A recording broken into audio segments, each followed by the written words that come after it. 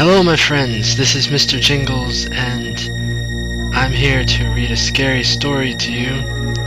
It's a Korean folklore kind of horror story, and it's called 1212. This story can also be found on scaryforkids.com along with a lot of other stories.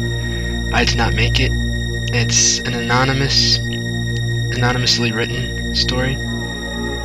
I guess it's just it's like one of those tales, like American tales, but they're just like passed down and stuff. Nobody really knows who started it. But this is something that, if you like it, I'll start to do a lot of. I wanted to do this for a long time. Speaking of a long time, sorry, my internet went out. So, yeah, I had to take care of that. But let's get into it. 1212. In South Korea, it is very important for young people to do well in school. Parents put a lot of pressure on their children to study hard and get good grades. Students often have to hire tutors after school, and some even return to the school at night to do extra work. This has actually become a big problem in Korea because many students stay up so late at night studying that they fall asleep the next day in class. In recent years, students have actually been banned from studying after 10 p.m. in some areas. One night, a Korean girl named Soon-hee was at school. It was quite late and she was studying in the library with a group of other students from her class. The lights in the library were on, but the rest of the school was in darkness. After a while, Soon-hee needed to go to the toilet, so she took a break from her studies. Telling her friends she would be back in a moment, the girl walked out of the library and down the darkened hallway to the school bathroom. In the library, when a few minutes had passed, the other boys and girls began to notice a faint tapping noise. It seemed to be coming from the direction of the window. Looking around, they saw a pale, gaunt woman standing outside. Her face was pressed up against the window, and her eyes were tightly shut. One long, crooked finger was tapping on the window. They wondered what the woman was doing outside at this time of night. One moment later, the woman opened her eyes, and the students gasped in horror. She didn't have any eyes. They were just deep, dark holes where her eyes should have been. The woman raised her fist and brought it crashing down against the window. The glass shattered. Suddenly, all the lights went out.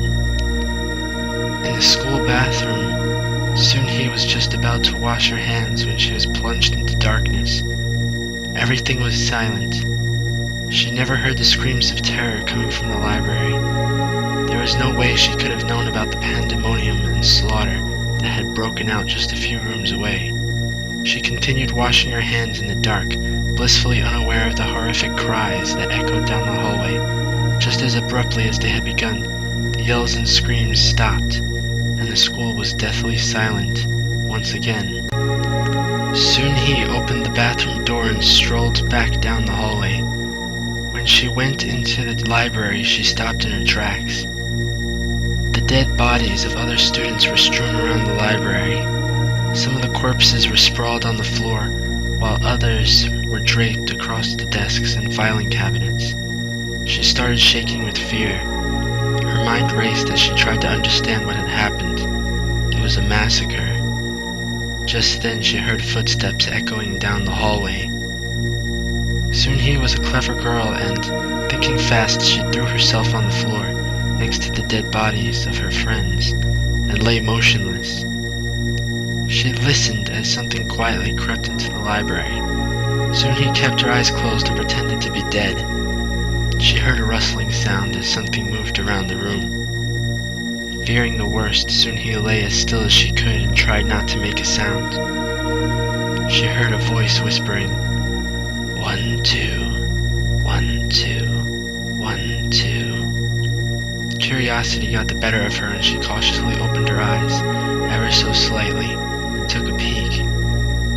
There, in the middle of the room, stood a pale, ghostly woman dressed in white. Soon he closed her eyes again and fought the urge to scream. She could hear the ghost creeping around the room, going from body to body, muttering under its breath, 1, 2, 1, 2, 1, 2. The girl held her eyes tightly shut. She hoped and prayed that the ghost would leave soon.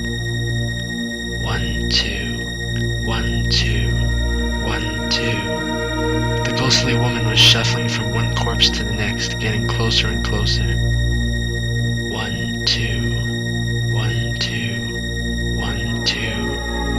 As soon as he listened to the chilling voice of the ghost, she tried not to do anything that would attract attention. 1, 2, 1, 2, 1, 2. The ghost was drawing ever nearer. Soon he dared not move. 1, 2, 1, 2, 1, 2. The ghost was almost beside her. The girl tried not to breathe. Suddenly the counting stopped. Soon he remained motionless. She strained to hear even the slightest noise. She was afraid to move a muscle. There was no sound. The library was suspiciously quiet. After several minutes of complete silence, soon he was sure that the ghost was gone. Soon he slowly opened her eyes. The ghost was crouched directly over her, staring into her eyes. One pale, bony finger was pointing straight at Soon-hee's terrified face. 1, 2, said the ghost as it plucked out her eyeballs. The end. Well, that was pretty cool. I like this story. Let me know what you thought about it in the comment section. Tell me what you liked or didn't like about it. If you wanted to see more of videos like this, more story time, and if you want to submit your own story for me to read, I'll take those too. You could just leave them on the home page or wherever, and I'll look at them and pick them as long as they're good. And if there's a lot, then I'll pick the best one, but I doubt that you're going to have much competition right now.